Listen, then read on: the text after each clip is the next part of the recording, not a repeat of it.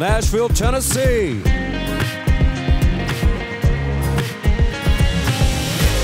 It's the Three.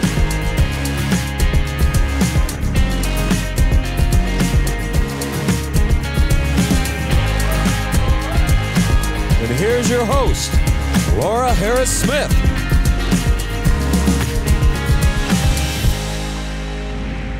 Hi, everybody. I'm Laura Harris-Smith, and welcome to The Three. If you have been with us for the last couple of weeks, you know that we have been in Stowe, Vermont. If you've not watched the last two episodes, go to theTHREE.tv and check them out. We have been at the Von Trapp Family Lodge, giving you all things Von Trapp for you Sound of Music fans. Oh, it's been a delightful several days up here filming these episodes. So today we decided to go up the mountain even more and on into Stowe, where there's like a couple of dozen ski lodges. Christina Von Trapp, who is the granddaughter of Maria Von Trapp and Captain Georg Von Trapp, actually is a ski instructor here. So I just really urge you to stay tuned for today's episode. And we're going to have more of that sit-down interview with her. And we're also going to have more of our interview with Kim Karath, who played Little Gretel in the 1965 film. Okay, without further delay, we're going to jump right back into that interview with Christina Von Trapp. Listen. All right, I just have a few quotes from your family members that I want to just read, and then you can comment on them. And this first one is from Johannes, your father. He said, "My father, Captain, the Baron Von Trapp, really would have stood up to the Nazis, and at 2 in the morning he would have been taken away." And then about his mother Maria, he said, "Without her strength, we would have quietly disappeared into a concentration camp in Germany or Poland." I had never realized the gravity of that, because we celebrate what they escaped to. Mm-hmm. But although you said you didn't grow up singing songs and, you know, necessarily doing all of that, tell us, there had to be conversation about what was left, giving birth to, you know, so being so grateful for what you came to.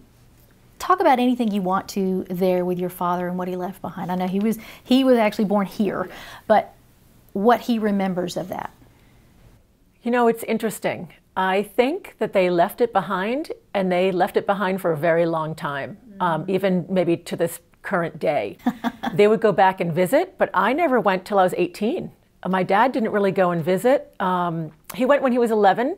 They spent the summer there when he was 11. He said he remembers he learned how to ride a bike.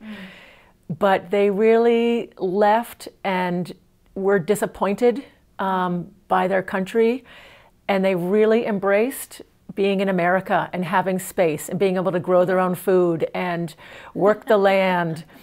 They really embraced being here. So then you went over there for the first time the year after she died. Yeah. Your grandmother died. Yeah, exactly. That had to be really surreal, just even looking at it through those eyes. It was, and when we were in, actually, it was spectacular, because we were in Salzburg for Christmas, and they just pull out all the stops. I mean, you feel like you're in a movie. Right. I mean, everything is amazing, and outside, and the decorations, and it is so beautiful. And I was like, how come I haven't been here before? Why haven't we come back? Right. But it's because that wasn't what they were anymore, which was sad. But it's come to a much better understanding these days. It just, you know, time heals a lot of things. It does. So we're in a better situation now. Let me read you this one quote, because Hedwig was born there. Yeah. So she says, "If it wasn't for Mother, we would have all ended up as chambermaids and cooks. To her, the important thing was that we stay together, because together we were a singing group that was pleasant to listen to. Our survival economically depended on staying together." So that's what I was getting at was, I know your father wasn't a part of that and did not live there, but we could very well have never heard of the Von Trapps. I mean, they literally were in a period, they were in that pocket of time where, had they not escaped. So yeah, they did that's win. daunting to think about. Yeah. I mean, the scope of the power that Hitler had then was imaginable. He was. except for, unfortunately, it's happening again these days. It is. Which is so sad. I was thinking that. Yeah. But Maria had, the Baroness Maria, had strength and forward thinking, you know, not regrets, not thinking back, oh, we should have done, or, you know, if you had or she had. So I think they just saw what could be and what they needed to do. And then things would work out. They would figure it out. They worked really hard traveling all together, and I know it wasn't easy. My dad tells a story of them being on a bus. Because my dad grew up traveling and singing with them. He first played the recorder with his sister, Maria. Okay. And he said somebody would read a book, both sides of the page, rip the page out, pass it to the next person that would read both sides of the page. They would pass it to the next person, read both sides of the page. I mean, that's what, you know, they were traveling all together. Oh my goodness, that is amazing. Yeah. So your father was homeschooled? Homeschooled for a long time. Oh, yeah. for a long time. Yeah, and went to the school here a little bit. And then this is where he learned English too. Yeah. Oh my, wow. So much history. All right, now, this is a quote from your brother Sam, since I'm not getting to meet him. He said, "My family really did stand up for what they believed in, took significant risks, made significant sacrifices in order to escape Austria, and in order for my grandfather to escape having to serve under Hitler in his Navy." I'm only bringing this up because I was going there before you even said that a moment ago. We see this on the world scene today. And so, you know, my prayer is that there are families, this show is seen all over the world.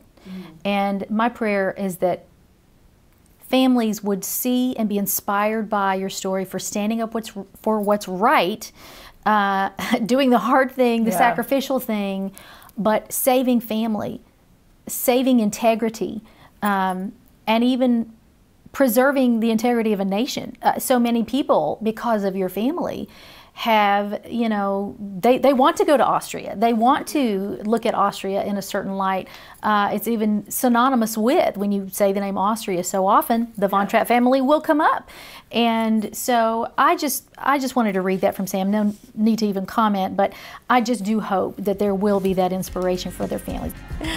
Oh, we've got more great interviews coming up, but for right now, my food is here and I'm hungry. So right here, bring it to this girl. All right, stay tuned. More after the break.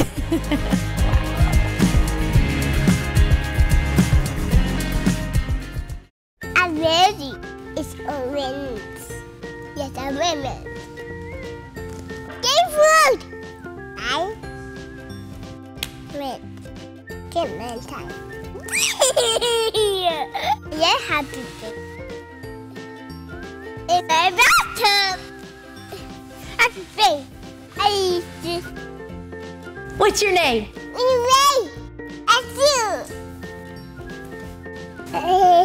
I'm a bubble. I got one. I hold it. Big when you went the big when you went the big. If it go in the wind, then we do.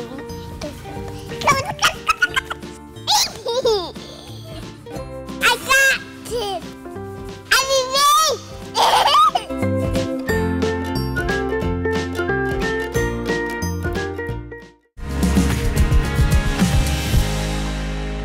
Welcome back, everybody. You're watching theTHREE. I'm Laura. We're still in Stowe. We're in Vermont and having a good time up here. All things Von Trapp. Talking to you about the Von Trapp family lodge that we have been staying at. And so we're going to go back down there. In previous episodes, you have seen the last two, which if you've not caught them on the Von Trapp family, please go check them out at theTHREE.tv. But one of the things that we did was we introduced you to one of the guys there who just knows everything about the lodge. He knows everything about the family, knew many of the family members, still does, and gives their history talks there. His name is Bob Stafford, and he became a wealth of information to us on these 3 episodes. And we want to toss back to just some more great footage that we got with him just telling us more about the Von Trapp family. So take a look. Okay, Bob, tell us where we are right now, because you're actually going to take us up to a very special part of the lodge. Where are we?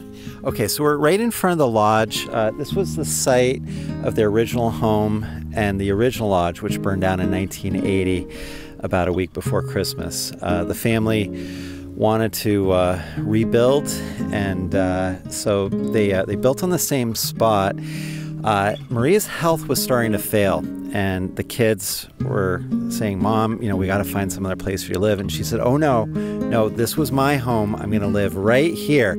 So she helped them design it, and this whole wing here on the 3rd floor was her living quarters. And what they did was they built the building into the hillside. So on the back side, the 3rd floor was ground level. She wanted to be as close to the family cemetery as she could. So she had her own private entry and exit out of her condo, and she would walk right down to the family cemetery here. So Can you take us up there? I would love to see it. All right, let's go. Okay, here we are. So we're on the back side of the lodge right now. So we're going to come in on the 3rd floor. But I just want to point out this wing here on the right was Maria's living quarters. And I don't know if you can see it, but right through that door went right into her suite. We'll go inside. Oh, that's beautiful. Come on.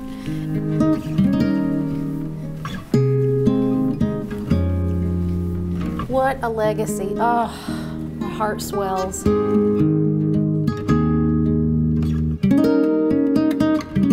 So we are in part of Maria's living quarters. They refer to this as the family room.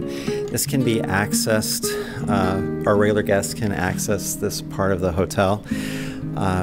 Maria's suite was actually right through here, and you can actually rent that suite. There's an additional bedroom there as well. If you close the door, it turns into a 2-bedroom suite. The thing that of note here, there's a picture of the Baron and his first wife, Agatha.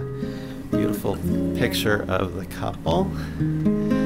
And so he's in his full military outfit. You can see all the medals that he has. He was one of the highest decorated naval officers in the Austro-Hungarian Navy.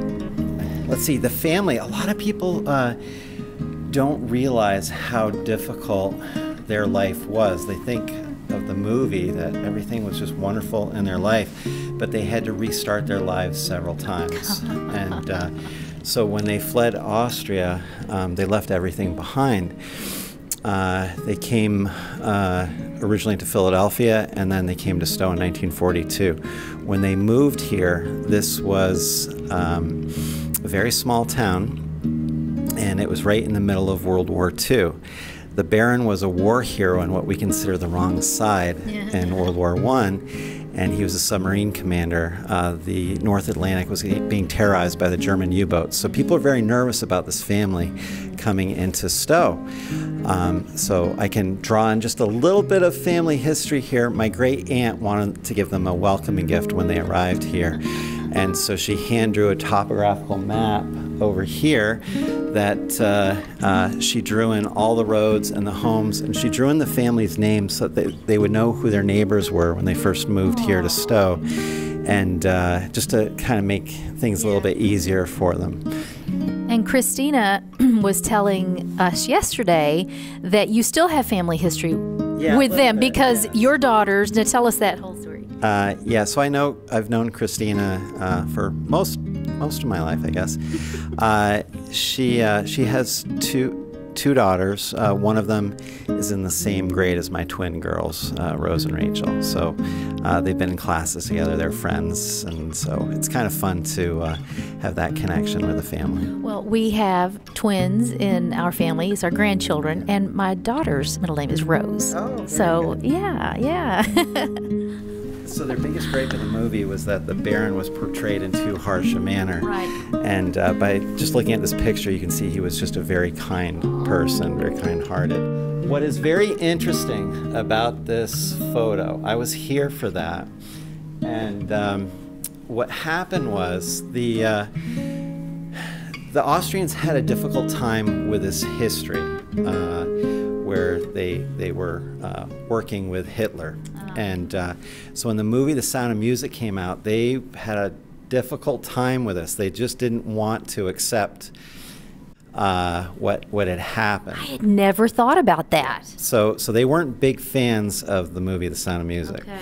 So this photo is interesting because one day Back in 1996, Johannes received a phone call. He's the youngest of the singing kids, president of the company. He received a phone call from the commander of the Austrians' top military academy, kind of like our West Point. And he told Johannes, you and your family have been given a great honor. And Johannes said, well, what is that? And they say, well, every graduating class picks a class hero. And they have picked Baron von Trapp as their class hero. And then the commander said, there's a story behind this, and I have to tell you. He said, I told the cadets, no, you cannot pick Baron von Trapp. Pick anybody else. Do not pick Baron von Trapp. Because he left us before World War II, and then he had 2 boys that fought against us in World War II. Pick somebody else. And the cadets were insistent. They said, no, we are picking him. He was one of the top submarine commanders, naval officers of World War I. But more than that, they said, we're picking him for his courage in standing up to the Nazis and Hitler.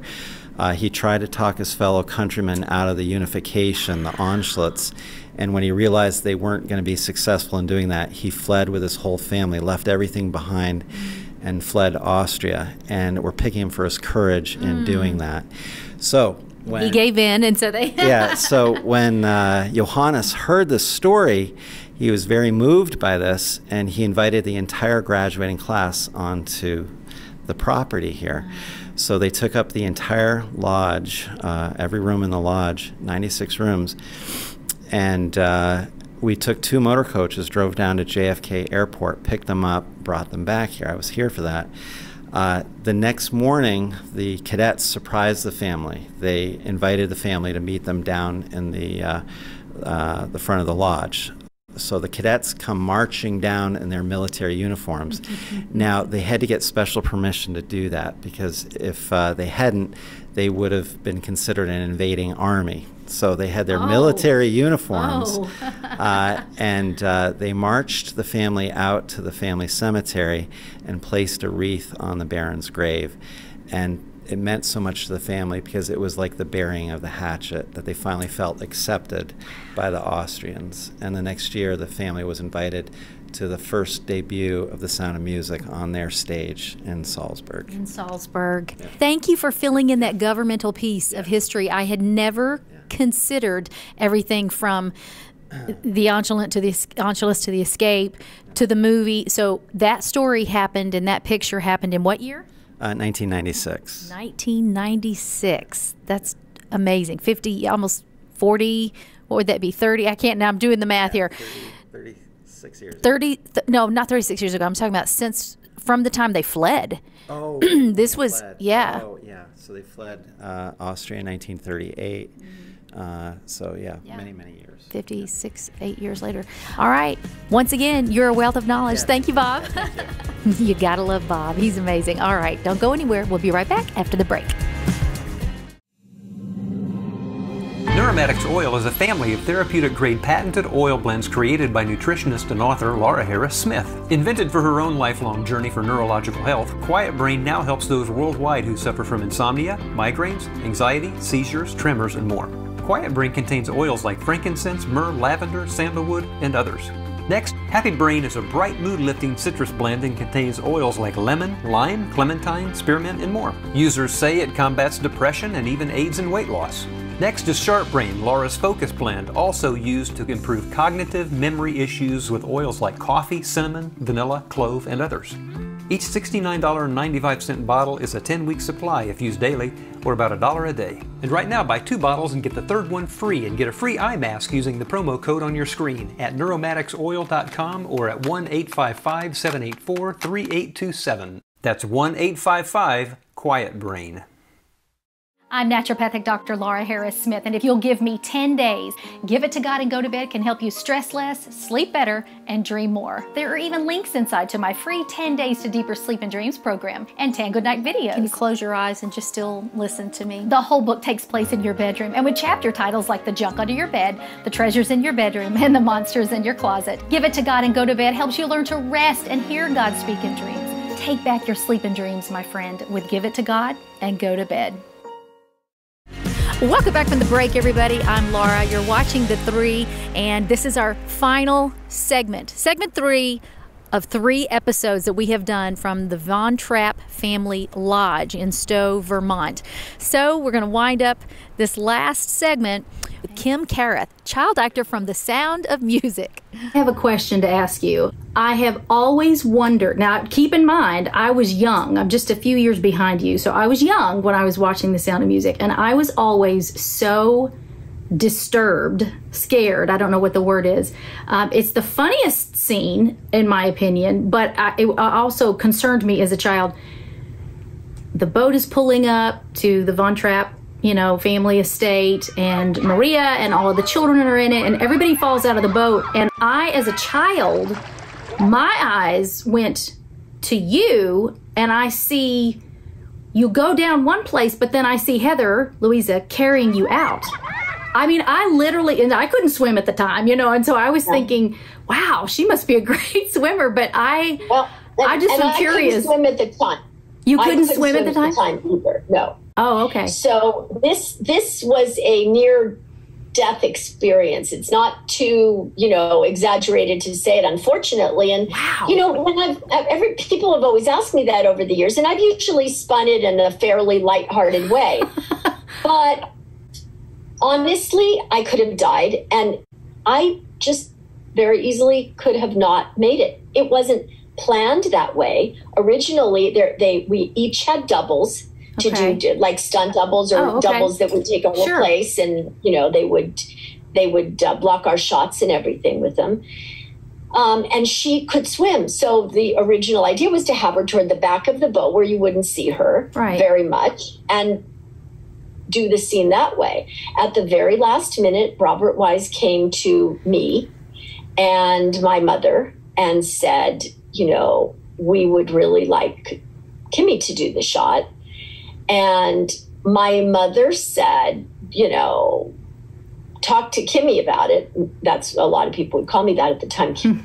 And I, of course, was so little, not capable really of making a decision. It scared me so much. Pretty compliant at that age. I was like that, but I was a team player person. We were making a movie, and one of the things people don't necessarily realize is not only is there a lot of camaraderie. In order to make a movie, you have to work well with other people. Yes. Everybody cooperates, and so that I wanted to be cooperative and a team player, and I said yes, scared to death.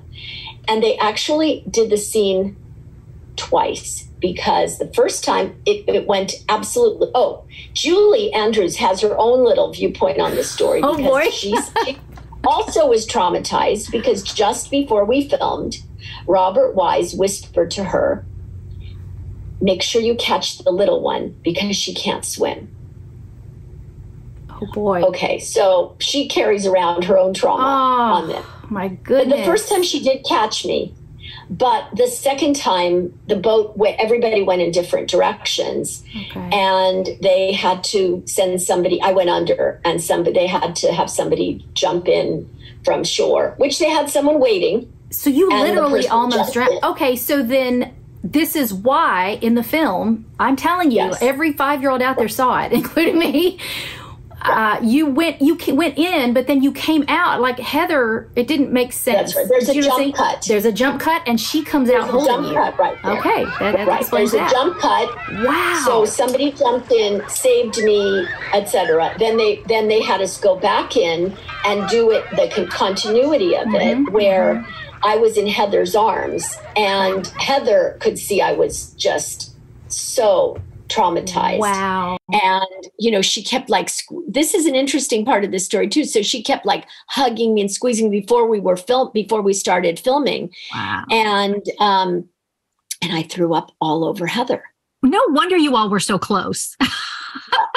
We laughed about the bond that she and I had forever, but I think she saved me from something called secondary drowning, which is what happens sometimes. When you're yes, and then you... FYI, it's a real thing.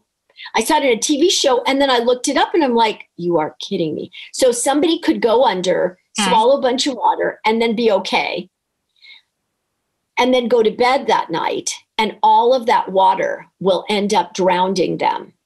That water that's like in there, the little things of the lungs and the bronchial will just absorb everything, and they will drown in their sleep. That is incredible. And so because I threw up all over her, it all came out. So that's the good news.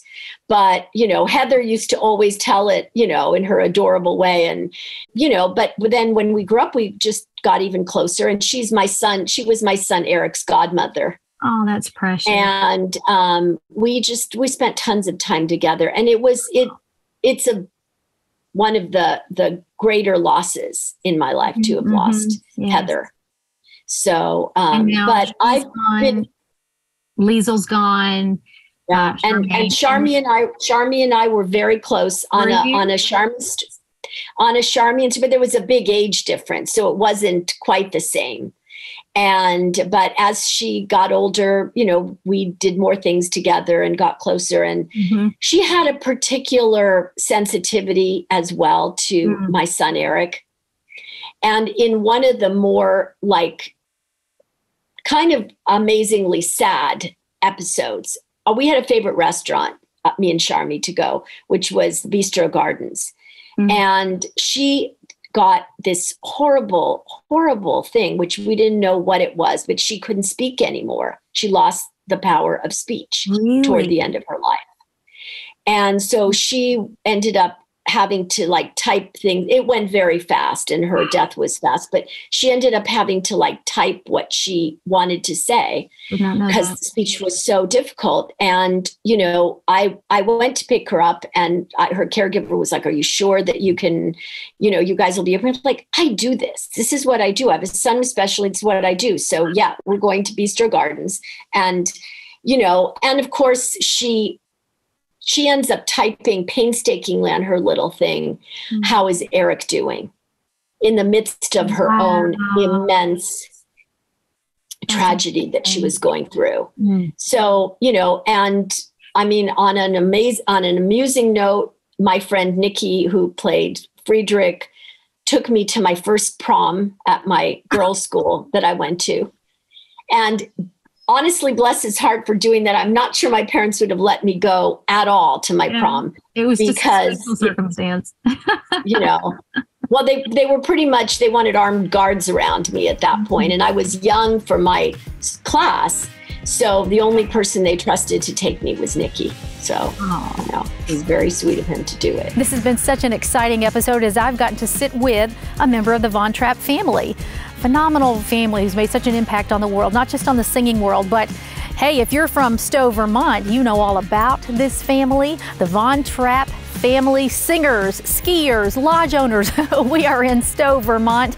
I urge you to go to the website on your screen and book a trip today to Stowe, Vermont. You will not be sorry that you did. All right, everybody, another great episode of The Three. I'm Laura Harris Smith. Until next time, bye-bye.